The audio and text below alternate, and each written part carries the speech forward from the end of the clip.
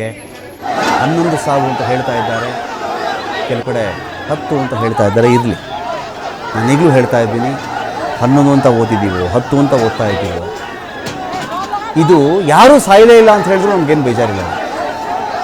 ಖಚಿತ ಮಾಹಿತಿ ಮೇಲೆ ಮಾತಾಡ್ತಾ ಇದ್ದೀವಿ ನಾವು ಅಷ್ಟೇ. ಯಾರೂ ಸಾಯಲಿಲ್ಲ, 5 ಜನ ಸತ್ತಿದ್ರು ಅಂತ ಹೇಳಿದ್ರು ನಮಗೇನು ಬೇಜಾರಿಲ್ಲ.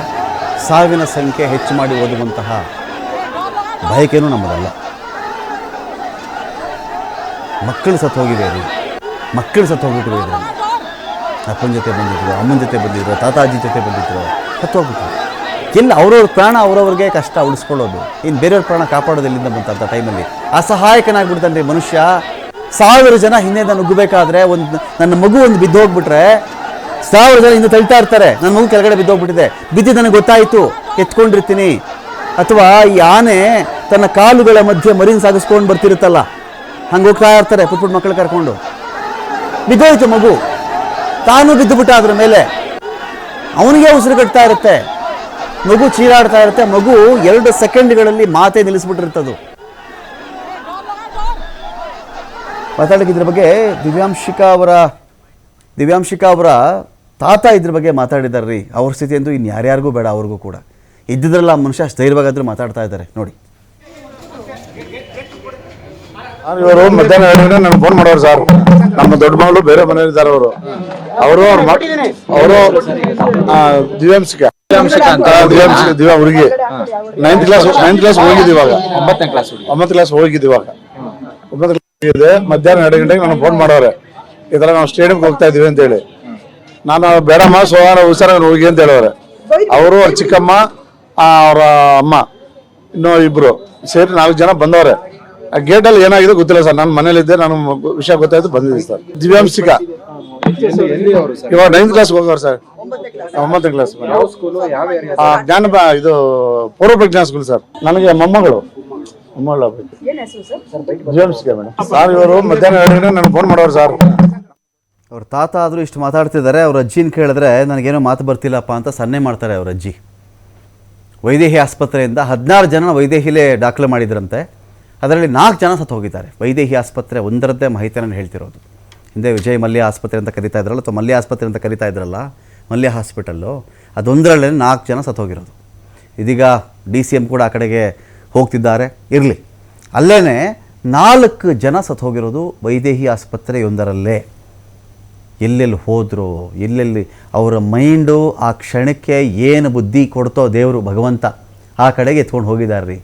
ನಿಸ್ತೇಜ, ಉಸಿರೇ ಆಡ್ತಾ ಇಲ್ಲ ಎಷ್ಟೋ ಜನ, ಪ್ರಜ್ಞೆನೇ ಇಲ್ಲ ಕೆಲವರಿಗೆ. ಏನೋ ಪ್ರಯತ್ನ ಪಡ್ತಿದ್ದಾರೆ ಅಲ್ಲಿದ್ದಂಥ ಮನುಷ್ಯರು, ಹೇಗೇನೋ ಬದುಕ್ಬಿಡ್ತಾರೇನೋ ಅಂತನೋ. ಇನ್ನೊಂದು ಕಡೆ ಈಗಲೂ ನೋಡಿ, ಈ ಸ್ಟೇಡಿಯಂ ಗೇಟ್ ಹತ್ರ ಈಗಲೂ ಅನೇಕರು ಮನವಿ ಮಾಡ್ಕೊಳ್ತಾ ಇದ್ದಾರೆ, ಹೋಗ್ಬಿಟ್ರಪ್ಪ ಮನೆಗೆ ಅಂತ. ಆ ಮೆಟ್ರೋ ರೈಲ್ವೆ ಸ್ಟೇಷನಲ್ಲಿ ನೋಡಿಬಿಟ್ರೆ ನೀವು, ಮೆಟ್ರೋಗಳಲ್ಲಿ ನೀವು ನೋಡಿಬಿಟ್ರೆ ಇವತ್ತು ಸದ್ಯ ಅಲ್ಲಿ ಕಾಲು ತುಳಿತ ಆಗದೆ ಇಲ್ಲಪ್ಪ ಅನಿಸುತ್ತೆ. ಮೆಟ್ರೋದಲ್ಲಿ ಕಾಲು ತುಳಿತ ಆಗದೆ ಇದ್ದರೆ ಸಾಕು ಅಂತ ಅಲ್ಲಿ ಅಷ್ಟು 1000 ಜನ ಅಲ್ಲಿ ಸೇರಿಕೊಂಡಿದ್ದಾರೆ.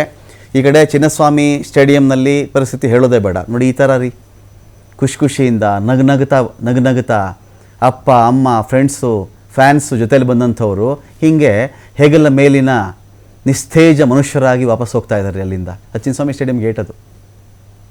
ಆ ಗೇಟ್ ಕಡೆ ಹೋಗ್ತಿದ್ದಾರೆ. ಯಾರಿಗೇನು ಮಾಡಬೇಕು ಗೊತ್ತಿಲ್ಲ, ಇಲ್ಲಿ ಕರ್ಕೊಂಡು ಹೋಗ್ಬೇಕು ಗೊತ್ತಿಲ್ಲ. ಆಸ್ಪತ್ರೆಗಳಲ್ಲಿ ಆ ಟೈಮಲ್ಲಿ ಎಷ್ಟು ಜನ ಡಾಕ್ಟರ್ಸ್ ಇದ್ದರೂ ಗೊತ್ತಿಲ್ಲ. ಏನೆಲ್ಲ ಸ್ತಬ್ಧರಾಗಿದ್ದಾರೆ, ಸ್ತಬ್ಧ.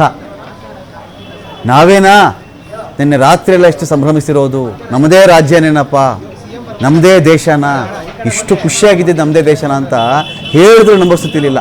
ಆ ಥರದ ಇವತ್ತು ನಾವು ನೋಡ್ತಾ ಇದ್ದೀವಿ ಹೆಣಗಳು. ನಿನ್ನೆ ಹರ್ಷದ ಹೊನಲು, ಇವತ್ತು ಹೆಣಗಳ ರಾಶಿ. ಹರ್ಷದ ಹೊನಲು. ನಿನ್ನೆ ರಾತ್ರಿ ಯಾರಿಗೂ ಆಗಿದ್ದಿದ್ದು, ರಾತ್ರಿ ನಿನ್ನೆ ಹಗಲು, ನಿನ್ನೆ ರಾತ್ರಿ ಯಾರಿಗೂ ರಾತ್ರಿ ಆಗೇ ಇಲ್ಲ ಬೆಂಗಳೂರಲ್ಲಿ, ಹಗಲಾಗಿತ್ತದು. ಬರೀ ಪಟಾಕಿ ಬೆಳಕಿನಲ್ಲಿ ಹಗಲಾಗಿತ್ತು ಅದು ನಿನ್ನೆ. ಇವತ್ತು ನೋಡಿ, ಹಗಲಂತ ಹಗಲು ಅನೇಕರ ಪಾಲಿಗೆ ಆಜೀವ ಪರ್ಯಂತದ ಕತ್ತಲು. ಇವತ್ತು ಹಗಲಂತ ಹಗಲು, ಮಠ ಮಧ್ಯಾಹ್ನ, ಇವತ್ತು ಹಗಲಂತ ಹಗಲು ಅನೇಕರ ಪಾಲಿಗೆ ಆಜೀವ ಪರ್ಯಂತದ ಕತ್ತಲು. ಒಂದು ದಿವ್ಯ ಮೌನ, ಮಾತಿಲ್ಲ, ಕತೆ ಇಲ್ಲ, ಕಣ್ಣೀರು. ಇನ್ನು ಸ್ವಲ್ಪ ಹೋದರೆ ಕಣ್ಣೀರು ಬತ್ತು ಹೋಗ್ಬಿಡ್ತವೆ. ಆಘಾತ.